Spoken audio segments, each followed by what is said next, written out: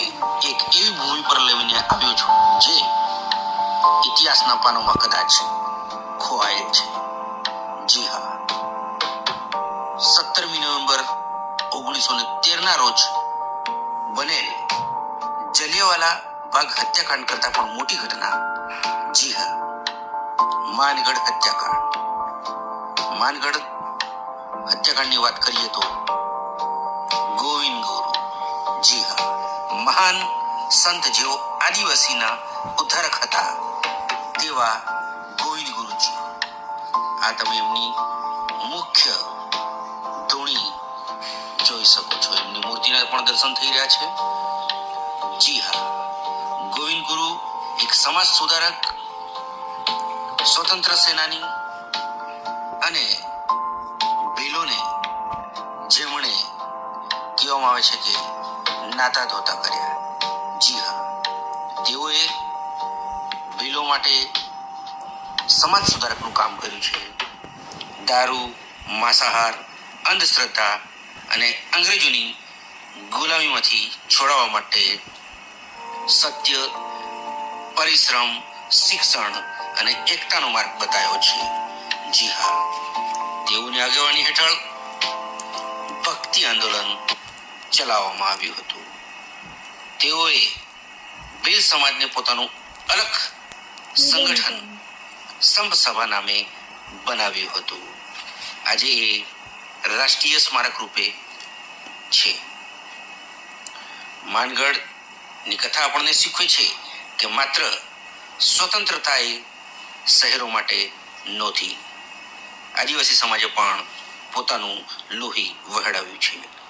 જી હા, આદિવાસી સમાજ માટે ખાસ કરીને ગોવિંદ ગુરુજીએ કામ કર્યું છે. દારૂ પીવું ખરાબ છે, ખોટા રિવાજો, સાચું બોલો, સ્વચ્છતા જાળવો વગેરે શીખ, યજ્ઞ કરો, સાદું જીવન જીવો, આ બધી શીખ આપણને ગોવિંદ ગુરુએ આપી હતી. જી હા, આ ઘટના 17મી નવેમ્બર 1913 રોજ દેશી રજવાડાઓ સામે, અંગ્રેજો સામે ગુલામીમાંથી મુક્ત થવા માટે એક સભાનું આયોજન કર્યું હતું. અને તેમાં કહેવામાં આવે છે કે એ સભામાં જે મુખ્ય ધૂણી હતી તેમાં ગાયનું માંસ અને લોહી રેડી ધૂણી વટલાવાઈ જવાથી અને અંગ્રેજ સૈન્યોએ છળકપટથી ગોવિંદ ગુરુ અને આદિવાસી લોકો પર ચારે બાજુ માનગઢ હિલ પહાડીને ઘેરીને શસ્ત્રો સાથે અંગ્રેજ આવે છે અને ત્યાં ભેગા થયેલ આદિવાસીઓ પર, ભીલો પર અંધાધૂંધ ફાયરિંગ કરે છે અને લગભગ 1500 જેટલા આદિવાસીઓ શહીદી વોરે છે. જી હા, ગુરુ ગોવિંદે આ વિસ્તારમાં એક સ્વતંત્રતા સેનાની આંદોલન કર્યું હતું. મિત્રો, તમને જોઈ શકાય છે ત્યાં મ્યુઝિયમ પણ આવેલું છે જેમાં અલગ અલગ આદિવાસી વીર પુરુષોની સ્ટેચ્યુ, કથા લખેલ છે. આ એ ભૂમિ છે જ્યાંથી આદિવાસી જનજાગરણની શરૂઆત થઈ હતી.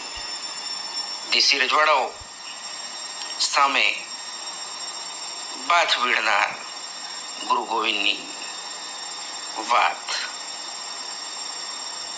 ઉપદેશ ભીલોને મળ્યો હતો. જી હા, આ ભૂમિ પરથી એક મહાન ક્રાંતિની શરૂઆત થઈ હતી. તમે જોઈ શકો છો અંગ્રેજોએ કઈ રીતે ફાયરિંગ કરી આદિવાસીઓને મોતને ઘાટ ઉતાર્યા હતા. જી હા,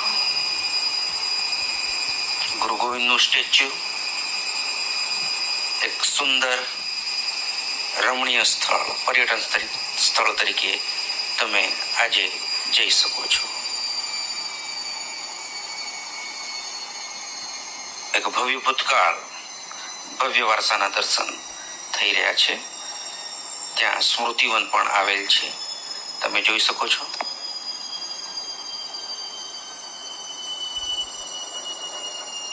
ગુરુ ગોવિંદ ગાંધીજી સાથે પણ સામ્યતા ધરાવે છે. તેમનો અહિંસાનો માર્ગ, સ્વામી દયાનંદ સરસ્વતીની આર્ય સમાજની પ્રેરણાથી સમસભા નામે તેઓએ સંગઠન બનાવ્યું હતું. આ માનગઢ જે માનપારગીનું સ્ટેચ્યુ પણ તમને જોઈ શકાય છે.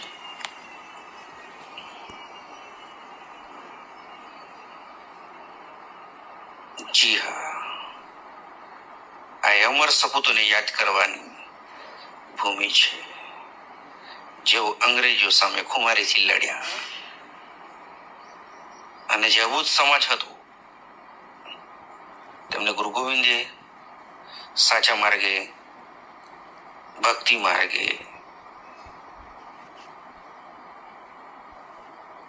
પ્રગતિના માર્ગે પોતાનું જીવન હોમી દીધું.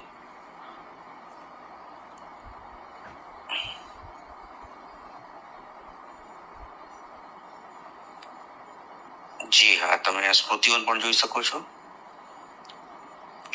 આ હિલ સ્ટેશનનો સુંદર નજારો પણ તમે જોઈ શકો છો.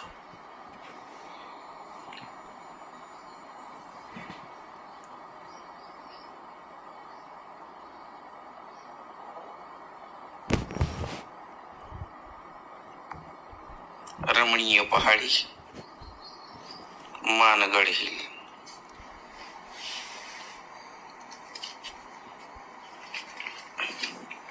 જી હા દોસ્તો, દાહોદ આપણો દીવો હે, કંબોઈમાં આપણો વાસો હે, અંગ્રેજીયું નહીં માનું રે નહીં માનું. જી હા, આવા વીર રસ જગાવે તેવા ભજનો પણ ગુરુ ગોવિંદ દ્વારા રચાયેલ છે. તેમના ઉપદેશો જીવનમાં ઉતારવા જેવા છે અને એક મહાન ક્રાંતિકારી યોદ્ધા ને સત નમન.